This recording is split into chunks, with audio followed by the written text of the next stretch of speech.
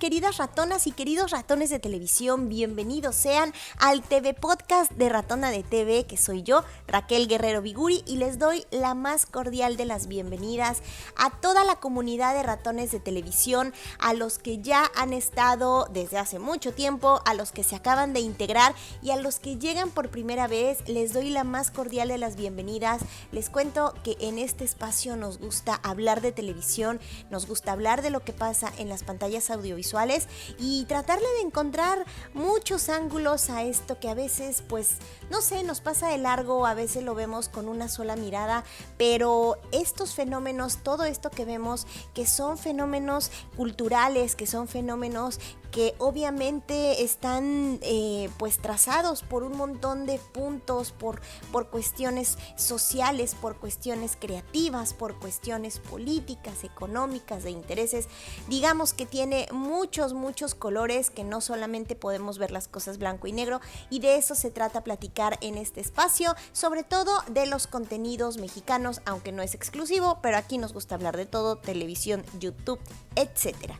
Y en realidad, en este podcast, que ustedes ya habrán visto la miniatura, ustedes ya habrán visto el nombre, el título, les voy a contar nada más un poquito a manera de introducción de qué se trata este podcast, que es fantástico. Por supuesto que yo, mientras grabo esto, tengo de fondo la televisión y estoy viendo, como dice el dicho, y es que aparte que a mí me gustan mucho estos programas antológicos, me gusta mucho esta forma de ver televisión que pues a mucha gente no le gusta, a mucha gente le pone muchísimos peros, el hecho de que sea televisión abierta, el hecho de que sea un programa o que sean programas que pues están destinados a llegar a muchas personas con características muy distintas entre sí, aunque haya ciertos hilos conductores, ¿no? En cuanto a edad, en cuanto a promedio de social y demográfico, etcétera. Realmente estos programas son un reto, y si solamente queremos verlos con una cara, pues está muy bien. Pero en este podcast tenemos una entrevista que nos invita a ampliar mucho más el tema de estos programas que también se les conoce como unitarios, pero además nos lleva a reflexionar en algo que hemos estado platicando a lo largo de algunos podcasts, que los invitaría a ustedes a que vayan a revisar los anteriores, en los que hemos estado platicando, por ejemplo, de lo que ha sucedido particularmente en el tema de las telenovelas mexicanas, que llevo algunos podcasts al respecto, y aquí lo vamos a platicar desde el punto de vista de quienes escriben, lo cual es fantástico. Es un punto de vista que muchas veces desconocemos, casi siempre creemos que lo que no nos gusta y lo que vemos en la pantalla, si es por lo menos incongruente o desagradable para nosotros, es porque es culpa del escritor, y de pronto tampoco entendemos a veces bien cómo funcionan, cuál es su lugar en el organigrama y cómo interactúan con las otras partes, digámoslo así, del organigrama, etcétera. Aquí tenemos la oportunidad de tener una entrevista fantástica con una chica muy joven que está haciendo cosas importantes, perdonen ustedes los ruidos de la calle, que está haciendo cosas muy importantes, digamos, en este sentido, está teniendo aportaciones importantes, y además de todo es una tuitera que, como la oxímoron, bueno, a mí me encanta. Los voy a dejar en esta entrevista y verán de qué les hablo. Bueno, pues bienvenidos sean a Los Ratones. Estamos aquí con una entrevistada que a mí me da mucho gusto, no nada más porque creo que, por lo menos a mí de manera personal, me va a aportar mucho conocimiento de algo que, bueno, uno lee. En mi caso, pues estando tan lejos, leo, trato de entender, pero no es lo mismo que quien lo vive. Y además porque es una celebridad de alguna manera en Twitter, y ya nos contará también, pero le quiero dar la bienvenida a este TV Podcast a Amaranta Olvera. Ella es, entre otras cosas, editora literaria de programas de televisión, en este caso particular de Como dice el dicho, que se transmite por Televisa, y le quiero dar la bienvenida y además agradecerle mucho el tiempo para estar platicando aquí con todos los ratones de televisión. Hola, pues muchas gracias por la invitación y por el espacio también para platicar un poco de lo que hacemos como escritores y y editores para el medio de televisión abierta. Así es que qué bueno que lo especificas, porque creo yo que entre muchas cosas es un poco complicado entender cómo funciona la creatividad o el aspecto creativo en una industria cultural y sobre todo en el marco de la televisión abierta comercial, y que de pronto la gente tendemos mucho a opinar sin saber que lo que vemos y lo que no nos gusta siempre es: no hay creatividad, hay falta de escritores, ¿qué está pasando? Juzgamos muy rápido, pero me encantaría que tú nos contaras, desde toda la experiencia que tienes, cómo se vive el trabajo de escritor para un medio y para un programa específicamente, en donde creo o imagino que todo tiene que ser para ayer, que todo tiene que ser rápido, porque así es parte de la industria, ¿no? Sí, la verdad es que la productora con la que trabajo, que es Genoveva Martínez, tiene mucho justo la idea de evitar que todo sea para ayer, ¿no? Apenas hace poco tuvimos una reunión todos los escritores, y la idea, más allá de ver, ¿no?, en lo que estamos fallando y en lo que podemos mejorar y en lo que estamos funcionando bastante bien en el programa, era el tema de planeación. Ella como productora pues justo dirige esta parte de planeación con producción, con dirección, porque además, por ejemplo, mucha gente no sabe todo lo que hay detrás, ¿no? Yo siempre digo que es como un rompecabezas, cualquier tipo de creación para medios audiovisuales, pero la base está obviamente en el guión, en la historia. Entonces, de la historia parten muchas cosas, pero sin los otros componentes, sin el casting, sin la dirección, sin la interpretación por parte de los actores, pues obviamente el rompecabezas a lo mejor va fallando, ¿no? O se presenta de una manera en la que funciona para un público, pero no funciona para otro público que tiene otras expectativas. Entonces, para nosotros es muy importante y tenemos muy claro quién es nuestro público, ¿no? Que son jóvenes, adolescentes y niños desde aproximadamente los 8 o 10 años, ¿no?, hasta los 20 más o menos, ¿no? Y las familias que pues están justo en ese momento viendo la televisión, y que es un medio de diálogo entre papás e hijos, ¿no? Okay. Entonces, nosotros sí tenemos muy, muy claro quiénes nos ven o quiénes nos están viendo. Y me imagino que esto también los hace dimensionar, digamos que su espectro es tan específico como abierto, en el sentido de que la televisión abierta pues le tiene que llegar ya no nada más también a temas que tengan que ver regionalmente hablando con la capital, que de pronto parecería que se centralizan mucho, pero me imagino que también el reto de ustedes es elegir dentro de lo que ustedes tienen ahí regionalmente hablando, por decirlo de alguna manera, o geográficamente hablando, que la televisión abierta siempre es un poco más centralizada, pero me imagino que también su manera de ir eligiendo los casos y las anécdotas y todo lo que ustedes presentan en el programa también tiene que ver con cosas que le pueden pasar lo mismo a personas que viven en Tijuana como en Mérida, ¿no? Sí, pues jugamos un poco, de hecho hace poco se comentaba, ¿no?, en tono de broma, que el dicho, el café, que es como el epicentro, ¿no?, de las historias, porque es ahí donde Don Tomás y los personajes que están dentro, Pato, Marieta, explican un poco a veces el sentido del dicho. Entonces, que el café en realidad estaba en todos lados, era ubicuo, porque de repente podía estar a 2 calles de la escuela de Fulanito y a unos minutos del trabajo de su teniente, ¿no? Okay. Entonces jugamos un poco con la parte atemporal en ese sentido, y también de las temáticas, ¿no? Por temas justo de producción, a veces es difícil salir de la ciudad, ¿no? Incluso dentro de la ciudad, la parte de las grabaciones, hay otro departamento legal que, por ejemplo, se encarga de solicitar los permisos, ¿no? A veces es como espectador uno dice, pero ¿por qué no graban aquí en esta colonia que quedaría perfecto para esa historia, ¿no? O incluso uno como escritor.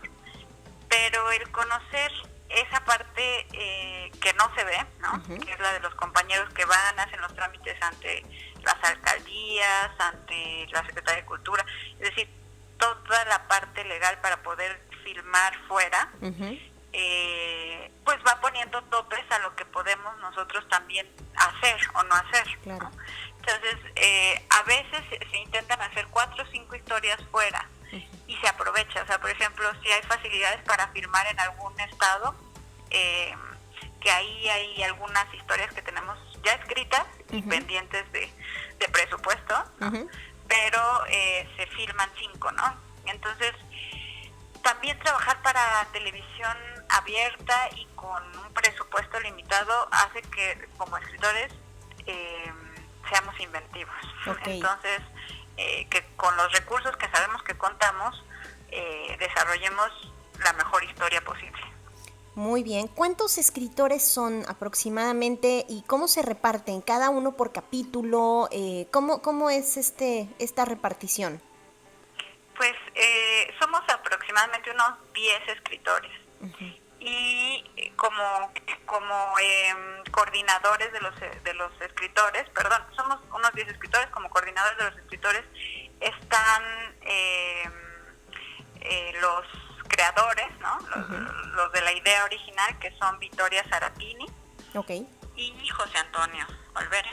Entonces, ellos dos son los que reciben las historias, y al recibir las historias, la sinopsis de las historias, es decir, un resumen de una hoja de las historias, dicen va o no va, ¿no? Por temática, por complejidad del tema, ellos son los que dan el visto bueno en cuanto a la historia.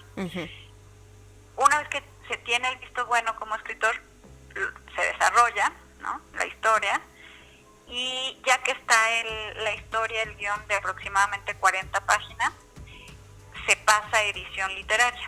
En edición literaria se checa desde la coma, ¿no?, hasta la coherencia que hay entre si la persona en la mañana dijo que iba a ir a hacer un trámite en la tarde y se le olvidó al escritor, se menciona de alguna forma, ¿no? O sea, como ver esos pequeños detalles que a veces, pues cuando uno está escribiendo, se emociona y omite. Sí, de coherencia, ¿no?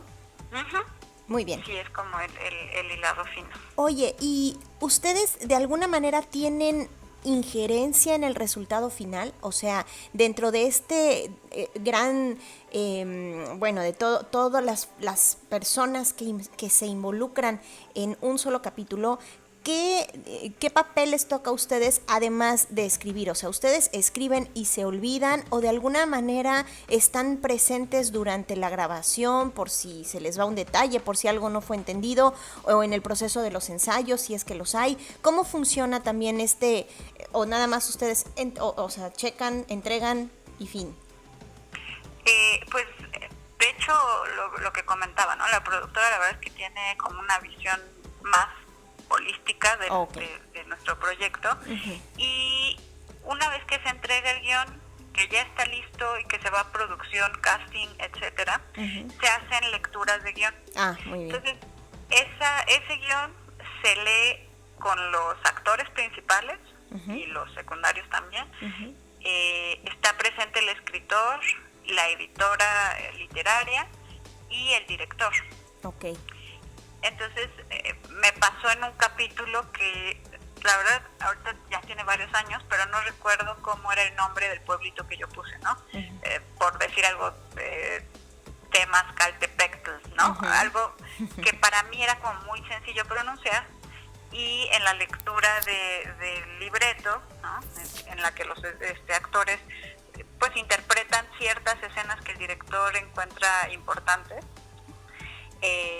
y pues se revisan dudas, si está en ese momento el escritor, como casi siempre es el caso, pues igual, ¿no?, se resuelve con el escritor, y yo vi que nadie lo podía pronunciar bien. Entonces es algo muy tonto, entre comillas, ¿no? Que puede uno decir, ay, pues eso se resuelve, pero si no se toma la decisión en ese momento, al momento, cuando el director estuviera grabando, iba a ser un problema para los actores continuamente, porque se mencionaba bastante el pueblito. Entonces, en la lectura se decidió que se cambiaba, ¿no? Por algo muy similar, pero que fuera leíble y pronunciable para todos.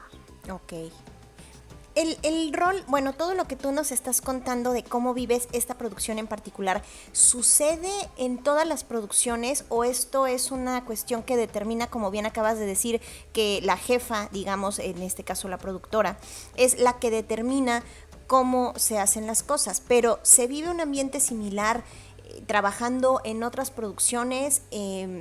No sé, te pregunto porque de veras me llena mucho de curiosidad saber dentro de la misma Televisa si los trabajos son, digamos así, tan específicos o si varían, quiero suponer, de acuerdo a quien comanda los equipos.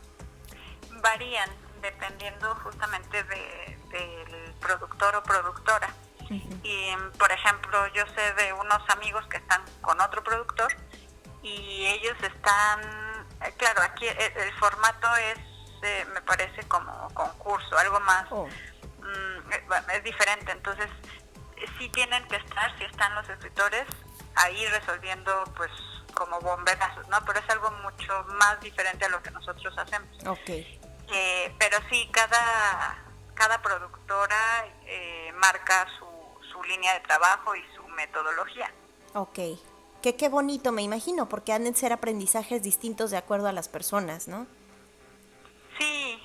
Sí, sobre todo pues se va, aquí hay mucho respeto por el trabajo de todos, okay, ¿no? Y eso es fundamental porque, digo, sin mencionar nombres ni nada, de repente también es entender como escritores que la gente lo que le gusta es ver a los actores, ¿no? A veces no sabe quién está atrás de las historias. Exacto. Y entonces sí uno se vuelve un poco anónimo, ¿no? Para el público en general, pero ya dentro, o sea, en la industria, yo creo que sí hay como una dinámica de pues impulsar el trabajo creativo, ¿no? Nacional y pues de compañeros que son extranjeros pero que pues tienen ya casi toda su vida aquí en México escribiendo.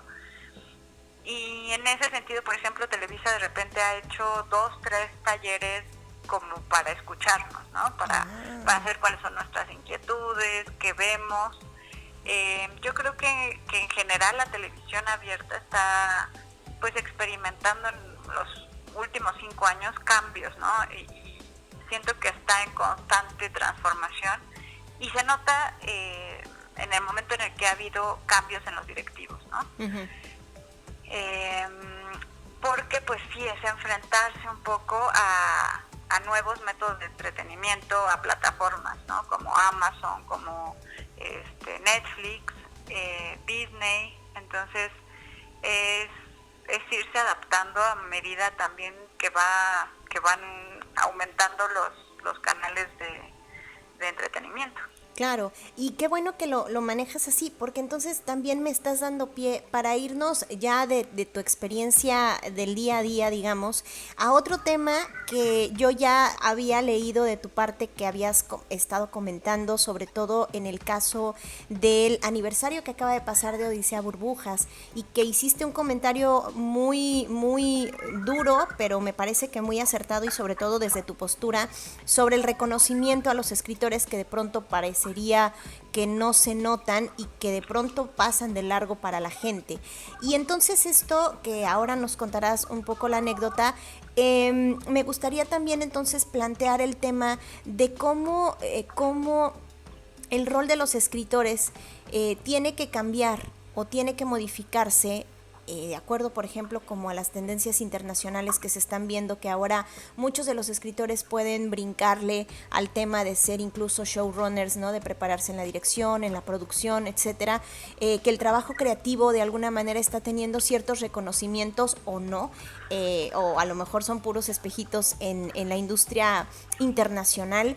Y me parece que en México, no sé, ¿Qué tanta organización hay al respecto? ¿Qué tanto existe realmente el valor de los escritores? Porque, insisto, a mí me llegan un chorro de tweets diciendo que esto es un asunto de que hay falta de escritores, de que los escritores no existen y de que, bueno, me parece a mí, yo siempre he defendido que no, pero tú me contarás mejor, porque creo que hay un verdadero desconocimiento y además el desconocimiento mismo de lo que está cambiando para ustedes también el juego en la industria, ¿no?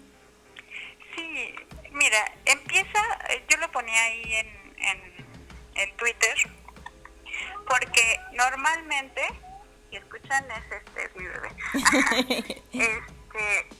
normalmente escondemos a veces lo que hacemos, ¿no? Uh-huh. Y no por pena, sino por tímidos. Okay. Entonces,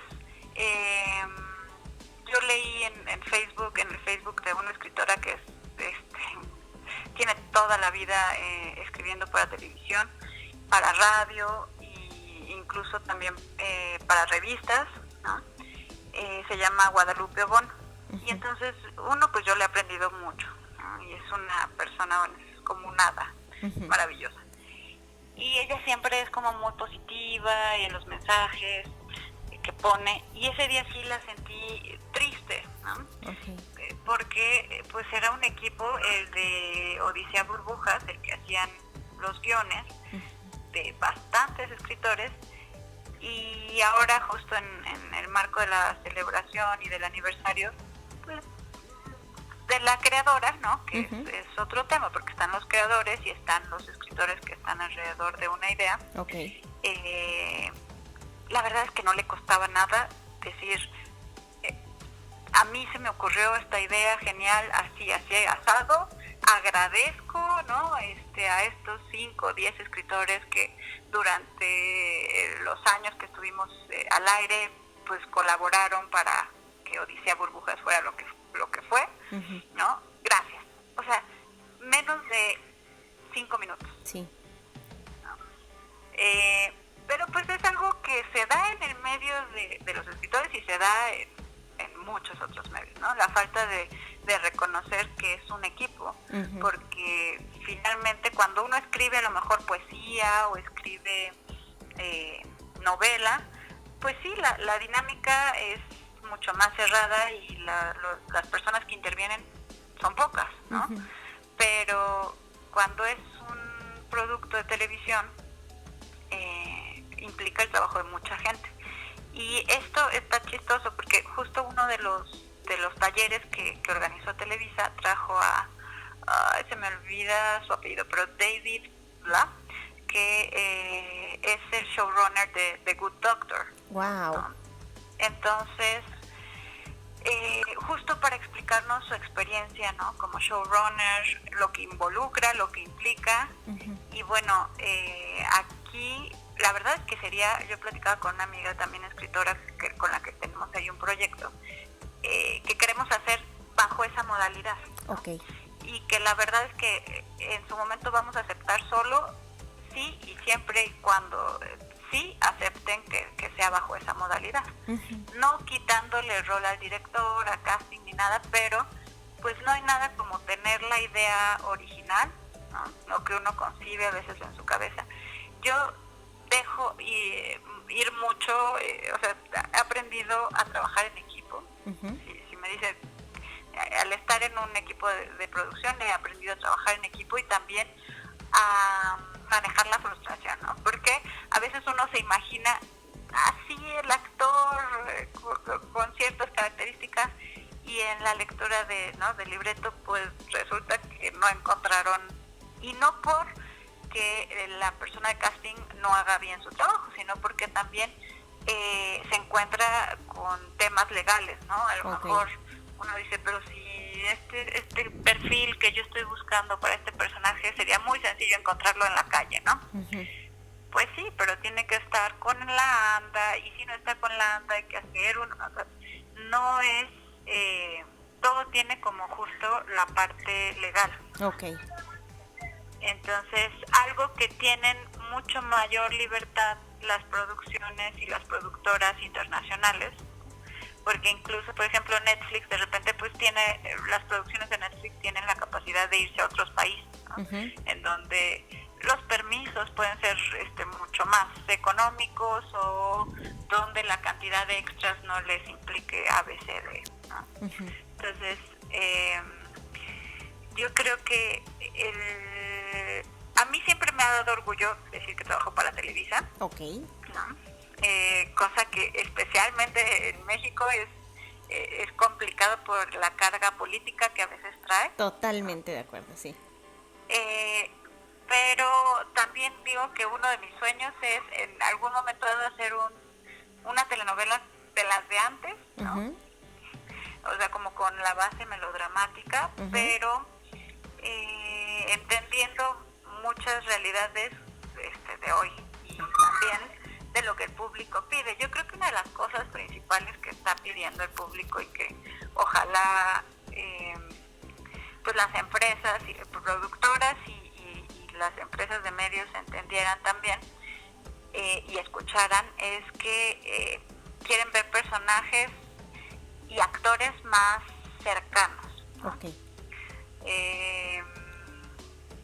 Sí atractivos, sí de alguna forma físicamente atractivos, pero yo creo que nos ha dado Netflix en algunos productos el mejor ejemplo de decir, bueno, sí es aspiracional todavía, ¿no? En el sentido de, pues da esperanza, no estoy hablando ya en términos socioeconómicos, ¿no? Sino aspiracional en el sentido de que hay historias que dan esperanza, que generan ciertos sentimientos positivos a la gente, pero también que muestren las partes no tan hermosas, ¿no? de la sociedad. No todo tan rosa. Claro. Entonces, yo creo que producciones como incluso La Rosa de Guadalupe, que a veces es muy criticada, pues funcionan y están funcionando por eso, ¿no? Porque encuentran de alguna manera la forma de mostrarle al público pues realidades crudas, que en telenovela pues a veces no es tan sencillo mostrar, ¿no? Porque el interés es más del triángulo básico amoroso, ¿no? Y de ahí discurren muchas cosas, pero los unitarios permiten abordar temáticas más actuales y más pues, contemporáneas, ¿no? Que vamos viendo incluso en noticias. Claro, eso me encantaría que nos ahondaras más porque yo como experiencia personal he impartido algunos cursos y en mis clases me clavo mucho en el tema de los formatos, tratando de separarlos un poco o haciendo una como disección entre todas las cosas que median a un programa de televisión, a un contenido que vemos en pantallas, ¿no? En este caso, como bien lo apuntas, a mí también en la experiencia me ha tocado que para la gente todo lo que tú expliques o hables sobre Televisa inmediatamente lo asocian a una ideología o a una cuestión política o económica, y de pronto ese es el filtro con el que ven algunas cosas o normalmente todo lo que venga de esa pantalla.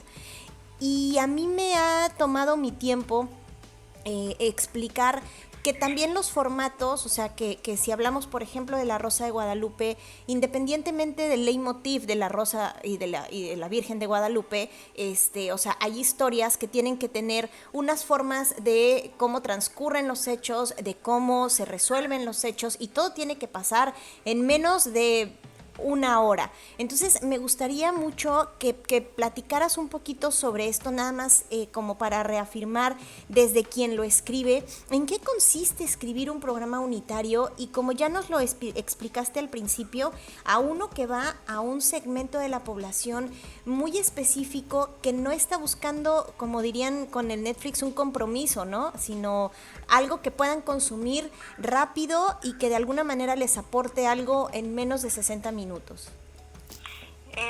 Pues es un reto, ¿no? Porque es mantener, también nos enfrentamos a que la gente, incluso desde edades más tempranas, no tienen paciencia, ¿no? Entonces ese sí ha sido un gran cambio en la televisión, saber, y en las historias, ¿no? En cómo creamos las historias, de poder enganchar al público y mantenerlo. que no es cosa nada sencilla. No lo creo. Porque justamente tienen ahora los jóvenes el celular, entonces es uno sacarlos del celular para que vean, que eso a mí me parece maravilloso que podamos hacerlo, ¿no? Que dejen un ratito el celular y que puedan ver la tele. Y aquí les va algo chistoso para que a lo mejor lo entienda quien nos está escuchando, que a veces dicen, es que la televisión a veces es muy repetitiva, ¿no? O sea, los actores vuelven a decir lo que pasó hace 2 escenas. Uh-huh. Mucha gente ve y no ve televisión, uh-huh. Es decir, la tenemos prendida, pero de repente te distraes porque como mamá, oye, ya come, oye, haz la tarea, o deja de hacer esto para, ¿no? Entonces no tienes tu atención absoluta como podría ser meterte a ver una serie de Mindhunter, ¿no? Uh-huh. O una película de 2 horas que ya dices, me voy a sentar, palomitas. En la televisión abierta, pues uno de los retos es que las personas, la audiencia está y no está. Uh-huh. Entonces, de repente tiene que ser también muy auditivo, porque si están en otra habitación y tienen la tele prendida, pero ya escucharon, ¿no?, que el papá abandonó a los hijos, ¿no? Y regresan y, sí los abandonó, por decir algo. Uh-huh.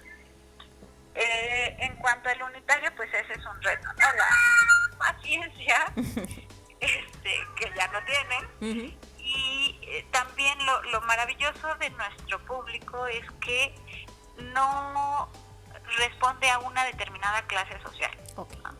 Pensando en los 10 deciles que se maneja en términos económicos la sociedad mexicana, nos ve desde el adolescente que es de muy bajos recursos, pero tiene televisión en casa, hasta los adolescentes que tienen o que están en el perfil más alto de deciles económicos. Porque las historias que manejamos, las historias que manejamos los tocan, ¿no? Uh-huh. Independientemente de la realidad socioeconómica que viven, porque son adolescentes y pues todos los adolescentes, los que fuimos adolescentes en algún momento nos enamoramos, ¿no? Nos vimos enfrentados a adicciones, a rompimientos de familia, ¿no? Claro. O a nuevos cambios de escuela, de ciudad.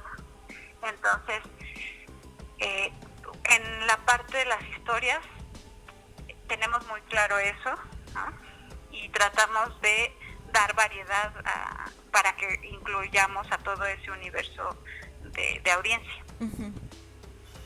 Muy bien, ahora me queda, me volví a salir del tema, pero en el momento en el que estabas platicando de los escritores y de todo lo que está pasando, por lo menos en el área de Televisa, me quiero ir un pasito más allá respecto a la situación de los escritores, pero en general, porque me imagino que todo, insisto, porque la industria está centralizada y la mayor parte de las cosas suceden en la Ciudad de México, pero esta es más bien como una duda mía de provincia. ¿Cómo se agrupan ustedes? ¿Cómo se conocen ustedes entre ustedes?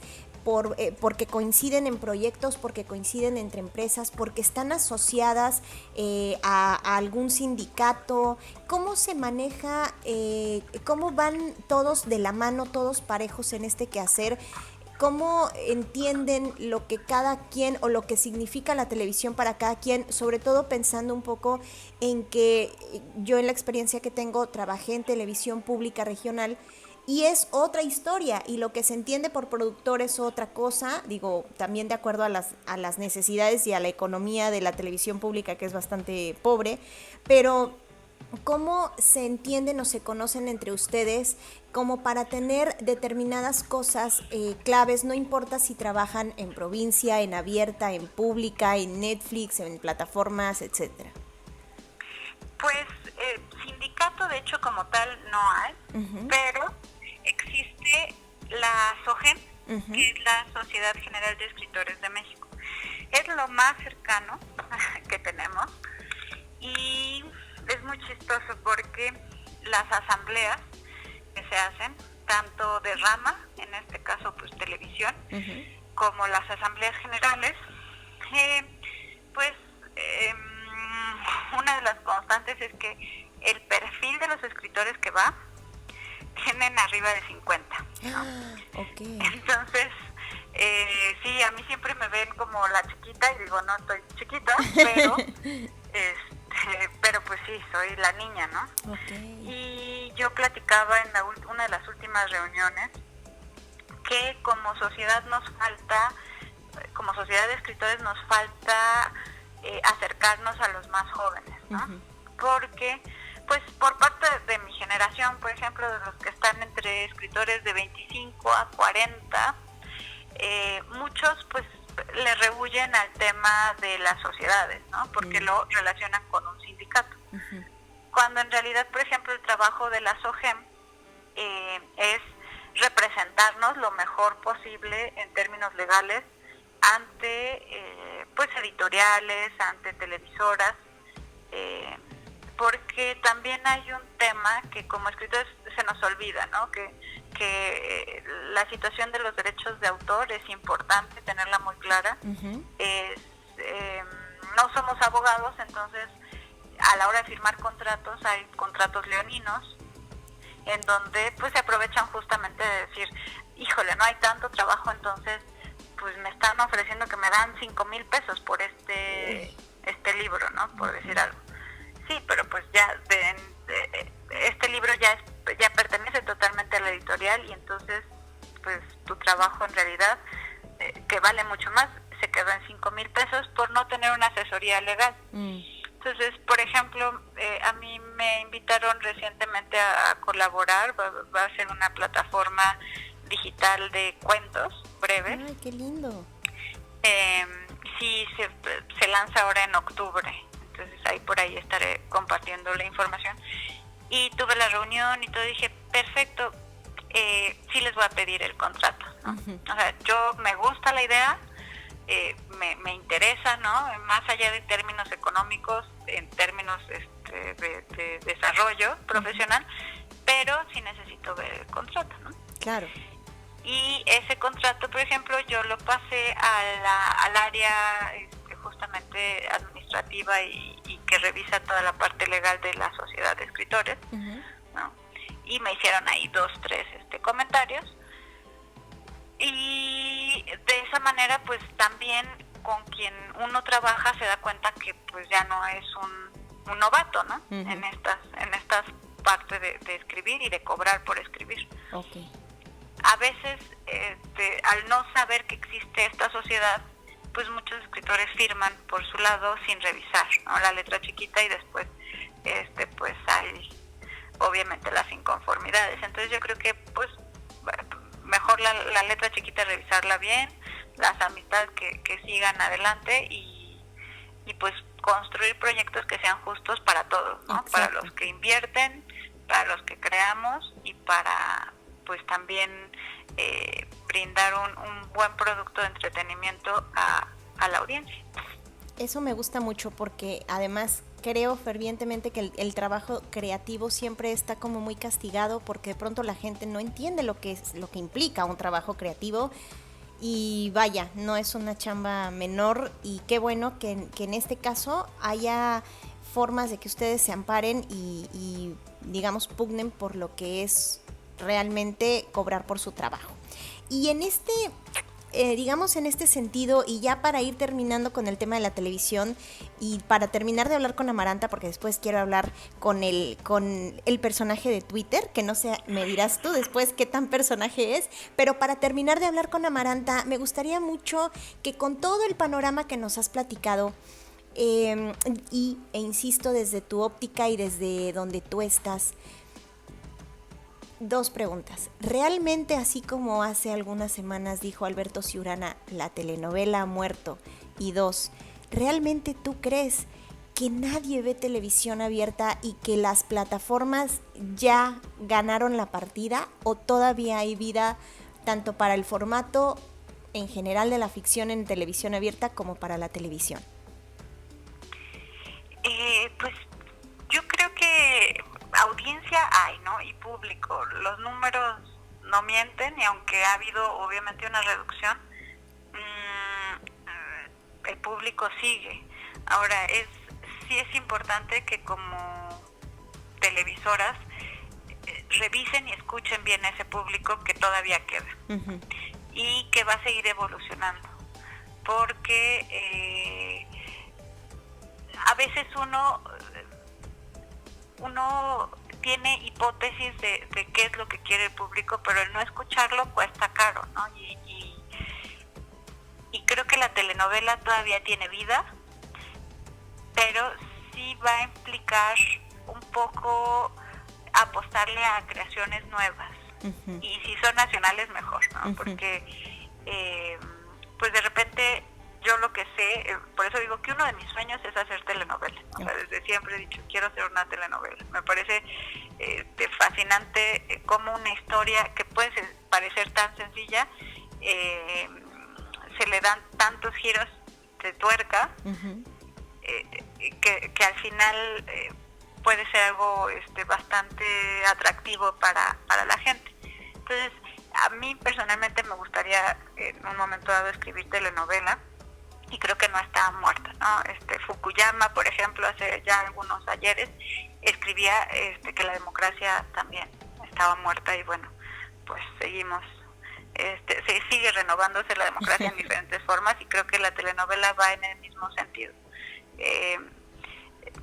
No porque las series vayan a claudicar en breve, ¿no? Yo creo que va a seguir el formato de la serie porque es muy atractivo, pero sí es entender los públicos que cada plataforma y cada televisora maneja, ¿no? A veces yo siento, y lo he platicado abiertamente ahí en Televisa, una necesidad por parte de Televisa de querer jalar hacia sus canales a gente que no la quiere, no la ha querido y no la va a querer, ¿no?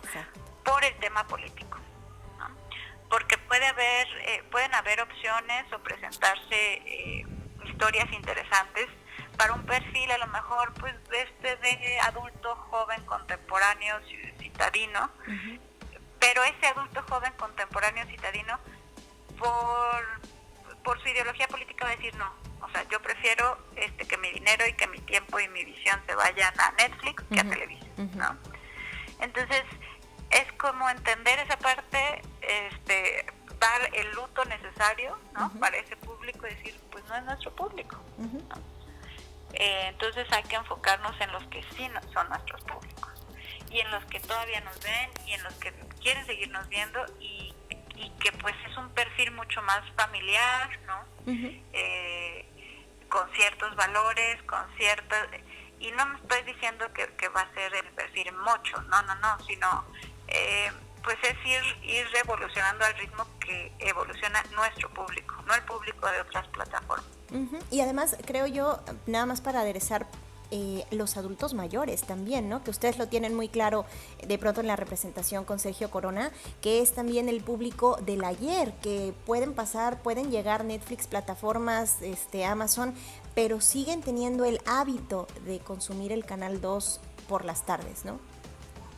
Sí, y la verdad es que los unitarios dan mucho trabajo a mucha gente, a muchos actores, ¿no? Jóvenes, adultos y adultos mayores. Nos ha tocado de repente que se emocionan, ¿no? Porque dicen es que ya no hay muchas historias, o no se hacen, o es el perfil tradicional del abuelito y ya. Y aquí pues les damos, obviamente, cuando la historia lo permite, pues mucho más juego. Entonces es reconocer también la trayectoria, y también como escritores yo traigo ahí un proyecto que estoy manejando ahí con SOGEM, de recopilar la historia de los escritores que pues ya son mayores, ¿no? Y que mucha gente no ubica, ¿no? Hay mucha gente que no sabe, y no tiene por qué saber, pero está padre que lo sepan en un momento dado quién fue Caridad Bravo Adams. Uy, qué maravilla. Yolanda Vargas Dulce, es decir, y estoy hablando a lo mejor de las grandes figuras, pero también hay programas o hubo telenovelas o series que en algún momento la gente quiso mucho y que no supo o no sabe quién estaba detrás, ¿no? Por ejemplo, esta de terror, ¿La hora marcada? La hora marcada, ¿no? Que pues por edad no me dejaban ver, pero de repente me escapaba y fue un semillero de muchos creativos, ¿no? Sí. Tanto escritores como directores y de todo. Entonces, pues por ahí recuperar, a mí personalmente me fascina la televisión, me gusta tu trabajo, o sea, yo di justo hace algunos años porque dije qué padre que alguien entienda más allá de lo político, ¿no? Lo que hay detrás de una televisora como es Televisa o Azteca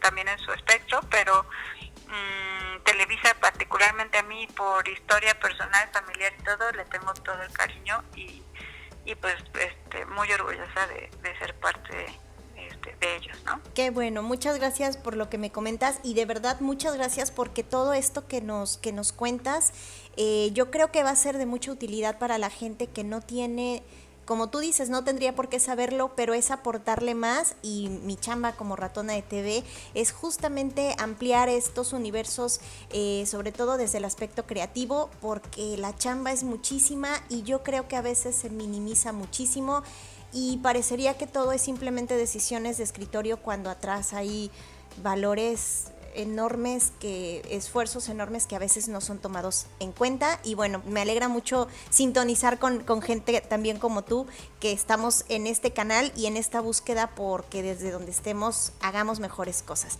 Y ahora pasemos, porque esto también me llama mucho la atención, no lo quise hacer como el tema principal porque no era precisamente esto el objetivo de la entrevista, pero tampoco puedo dejar pasar el hecho de que cuando eres Amaranta escritora, creo que tienes muy claro en dónde estás, pero de pronto yo veo que como la oxímoron en tu @ de Twitter, eres una persona activísima, que tienes más de 16,000 seguidores, que leo además que tus tweets tienen impacto, que interactúas muchísimo con la gente, que tienes una comunidad de seguidores que aparte de todo son fieles, son participativos, son buena gente, bueno, no sé si todos, ya me platicarás, pero además esto yo no sé, quisiera que me contaras un poco también cómo puedes de alguna manera estar en un medio como Twitter que demanda mucha inmediatez, que demanda además, entiendo que también es una manera de verter también toda tu creatividad, porque a veces escribir tweets no es tampoco tan fácil y sobre todo algunos que causen impacto en menos de 280 caracteres. Pues la verdad es que llevo 10 años en Twitter.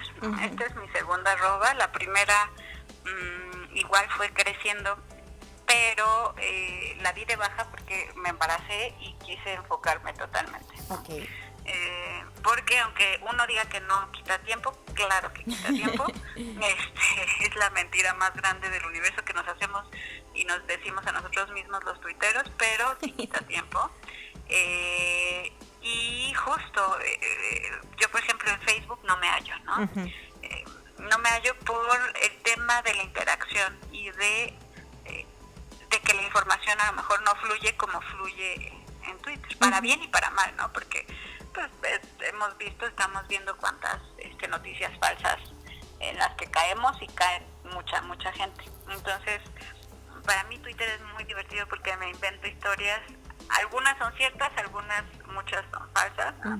Entre ellas mi nombre, a qué me dedico, qué hago, qué no hago, y yo creo que aprendí a jugar bien Twitter en el momento en el que me dejó de importar tanto. Es chistoso, ¿no? Como se escucha, porque sí. En mi anterior cuenta yo venía, con todo el amor y paz del mundo, ¿no?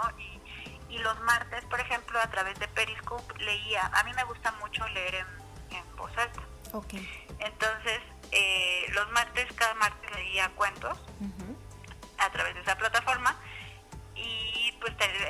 tener mucha interacción, estuvo muy padre, pero también empecé a recibir a los haters, ¿no? O gente que no le gustaba o que además decía, ay, sí, la lectura, y se burlaba. Y entonces, en su momento, ¿no? Al principio sí fue como, ¿pero qué les dice? O sea, ¿por qué me hablan así? ¿Por qué me dicen cosas así feas? ¿No? Hasta que llegó un punto en que dije, bueno, pero pues la verdad es que no me mantienen, ¿no? Uh-huh. Y que muchos de esos que que los mencionan como troles, en realidad van también a divertirse. Yo la verdad es que soy amiga de Twitter, por así decirlo, de algunos que pues sí molestan a la gente, uh-huh.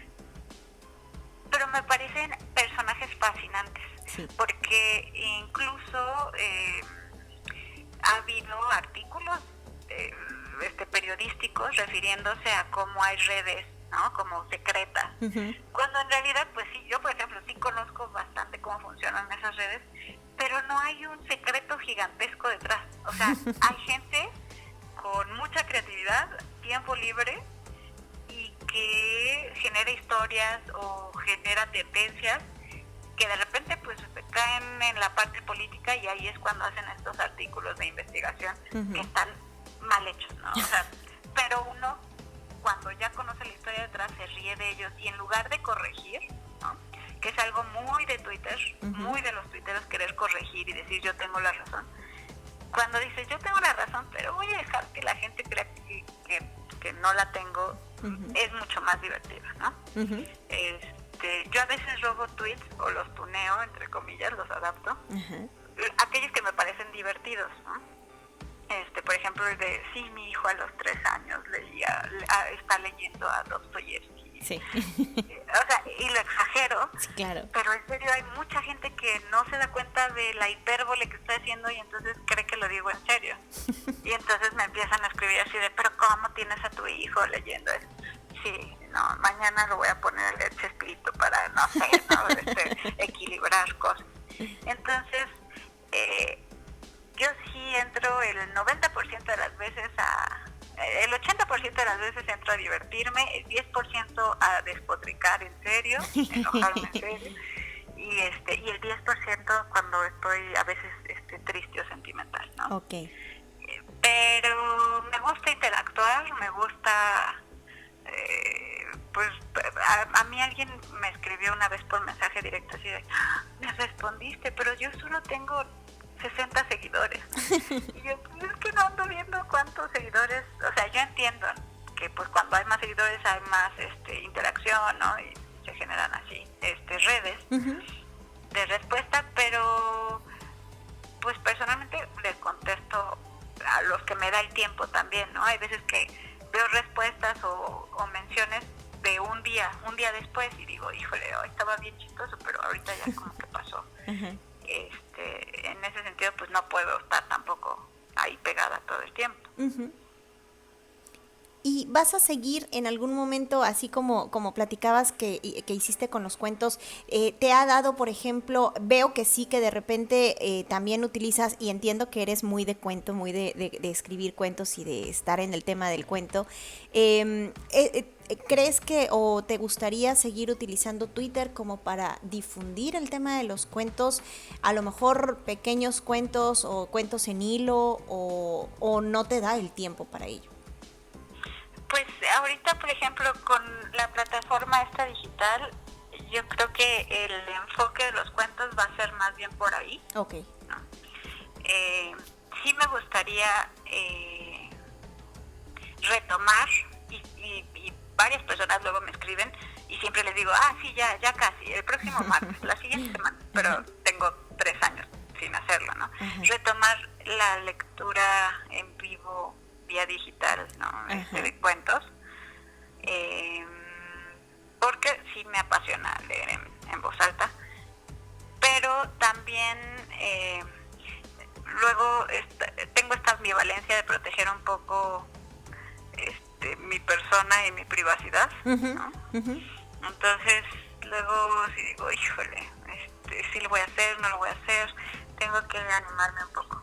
Y también es animarse un poco a decir lo que uno hace o a lo que uno se dedica. Esta semana, por ejemplo, fui a cortarme el cabello y quien me estaba cortando el cabello, de estas veces que hacen plática, una chica, me dijo, oye, y entonces estás en casa, ¿a qué te dedicas, no? Y yo, pues, y ya la había visto, o sea, ya me había atendido en otra ocasión. Y dije, no, pues, dije, escribo, o sea, cosa que nunca hago, ¿no? Siempre me voy por las ramas así de, ¿no? Pues trabajo en casa, hago algunas cosas y evado.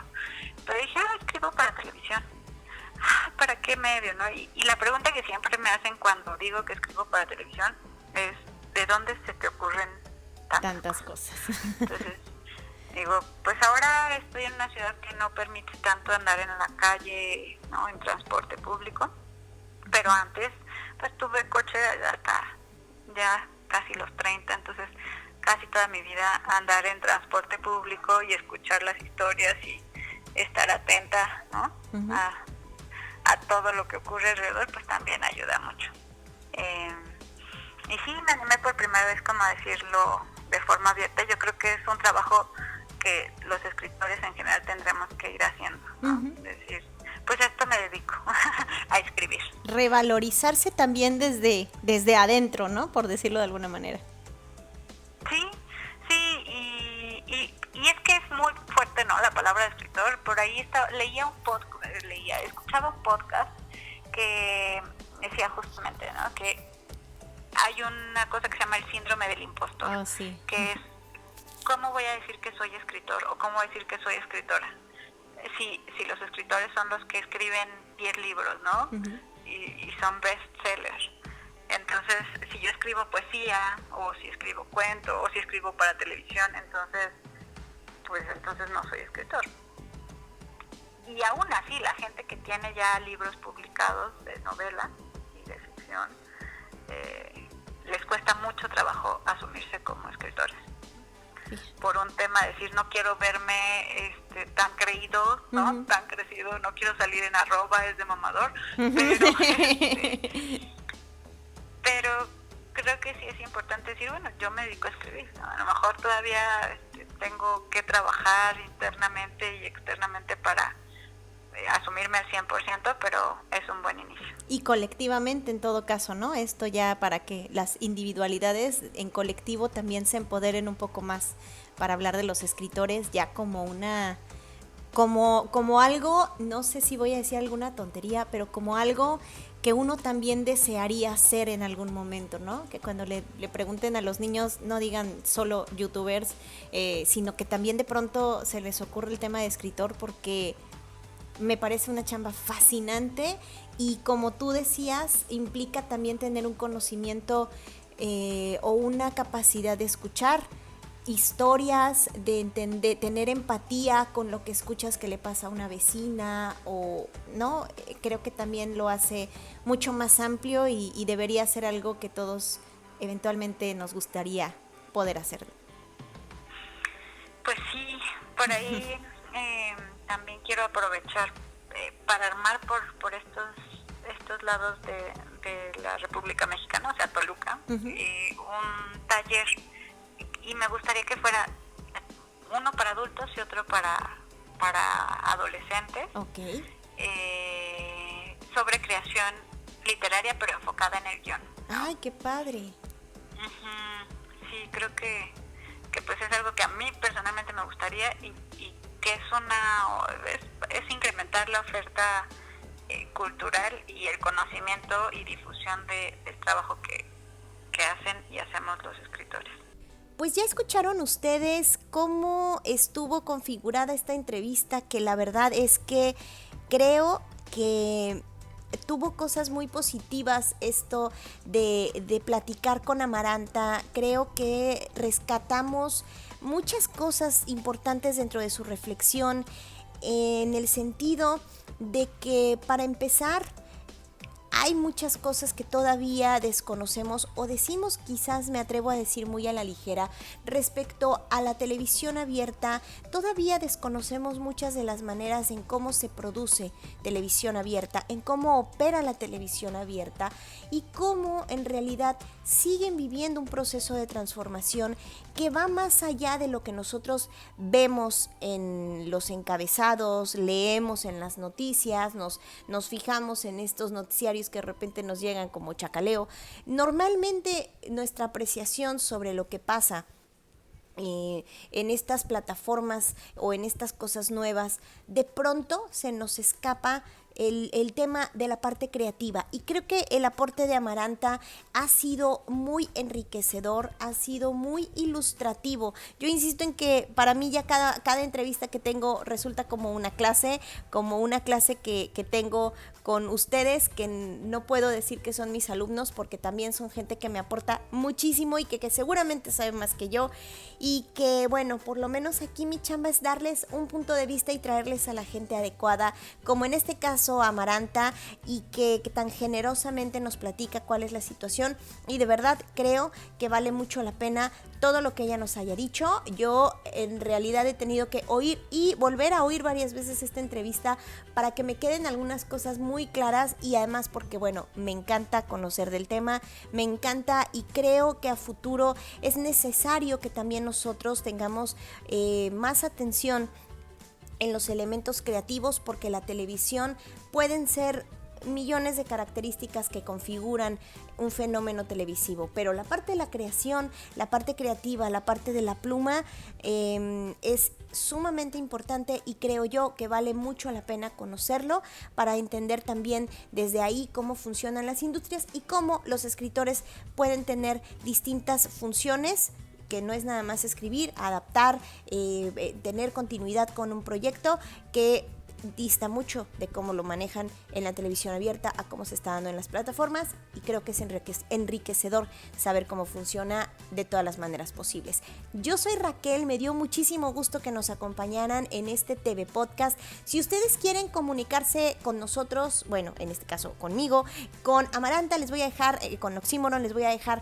obviamente su contacto en la cajita de abajo, ya sea si ustedes nos están escuchando en Spotify, si ustedes nos están escuchando desde mi blog, que es www.ratonadetv, o incluso desde el YouTube, ahí también dejo todos los datos.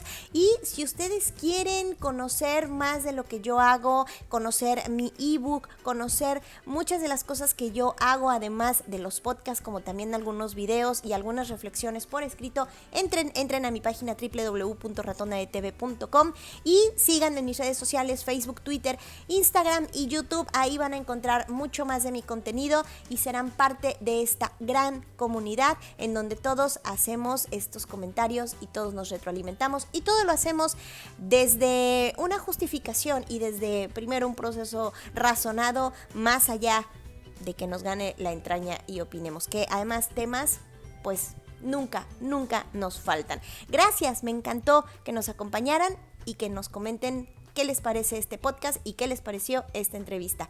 Nos escucharemos en la próxima. Bye.